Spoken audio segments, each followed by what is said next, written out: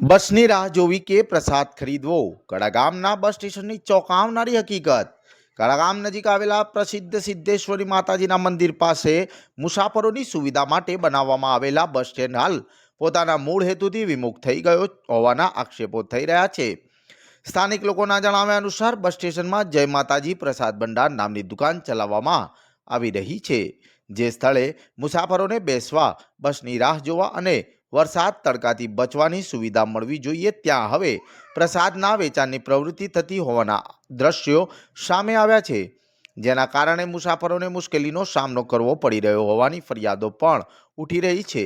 સ્થાનિકોમાં ચર્ચા છે કે જાહેર નાણાંથી બનેલ સુવિધાનો આ પ્રકારનો ઉપયોગ કેટલો યોગ્ય છે, શું સંબંધિત તંત્રને આ બાબતની જાણ છે અને જો છે તો અત્યાર સુધી કોઈ કાર્યવાહી કેમ કરવામાં આવી નથી।